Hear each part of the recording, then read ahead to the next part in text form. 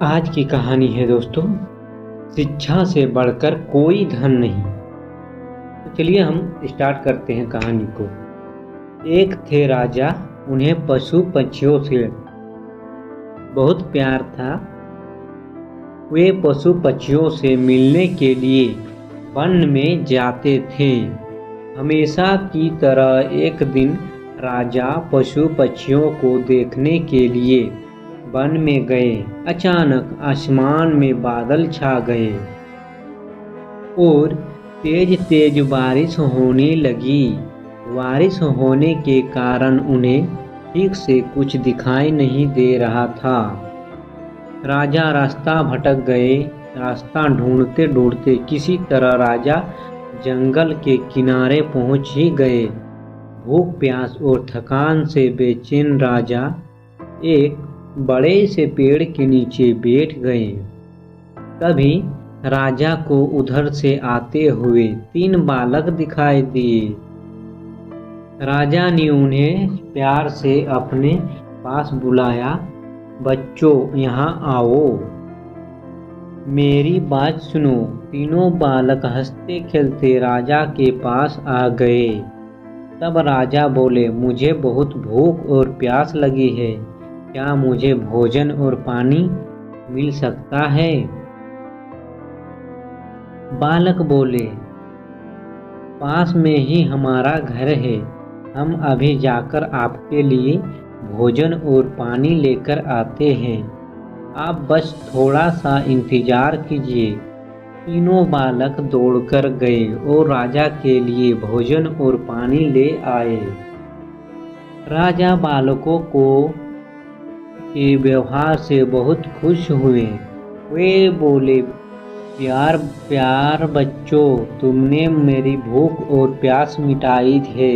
मैं तुम तीनों बालकों को इनाम के रूप में कुछ देना चाहता हूँ। बताओ तुम बालकों को क्या चाहिए? थोड़ी देर सोचने के बाद एक बालक बोला, महाराज, क्या आप मुझे एक बड़ा सा बंगला और गाड़ी दे सकते हैं? राजा बोले, हाँ हाँ, क्यों नहीं। अगर तुम्हें ये ही चाहिए तो जरूर मिलेगा। अब तो बालक फूले न समाया। दूसरा बालक भी उछलते हुए बोला, मैं बहुत गरीब हूँ। मुझे धन चाहिए जिससे मैं भी अच्छा खा सकूँ, अच्छा कपड़े पहन सकूं और खूब मस्ती करूं। राजा मुस्कुराकर बोले, ठीक है बेटा, मैं तुम्हें बहुत सारा धन दूंगा। यह सुनकर दूसरा बालक खुशी से झूम उठा। भला तीसरा बालक क्यों चुप रहा था? वह भी बोला, महाराज, क्या आप मेरा सपना भी पूरा करेंगे? मुस्कुराते हुए राजा ने बोला, क्यों नहीं, बोलो बेटा, तुम्हारा क्या सपना है? तुम्हें भी धन दौलत चाहिए? नहीं महाराज, मुझे धन दौलत नहीं चाहिए। मेरा सपना है कि मैं पढ़ लिख कर विद्वान बनूं। क्या आप मेरे लिए कुछ कर सकते हैं? तीसरे बालक की बात सुनकर राजा बहुत खुश हुए। राजा ने उसे उनके पढ़ने लिखने की उचित व्यवस्था करवा दी।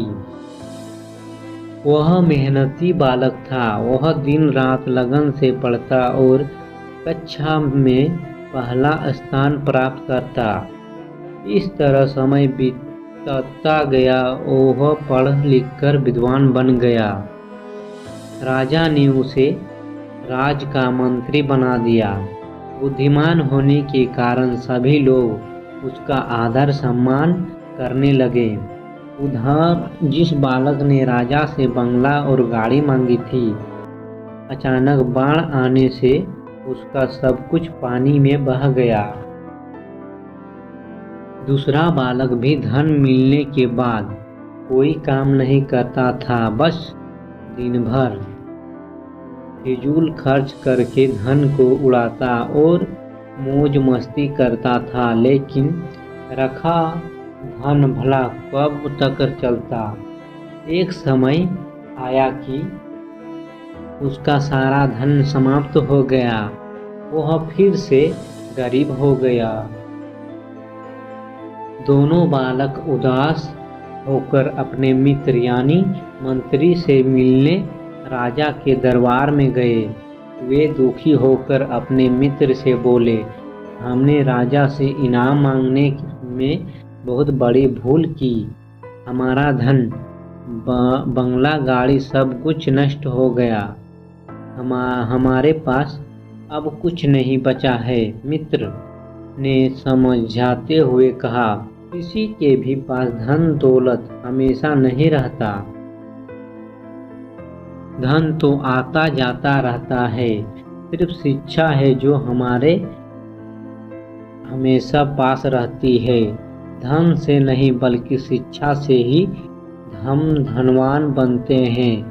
दोनों बालकों को अपनी गलती पर बहुत पछतावा हुआ। उन्होंने तय किया कि हम भी मेहनत और लगन से पढ़ाई करेंगे और अपने जीवन को सुखी बनाएंगे।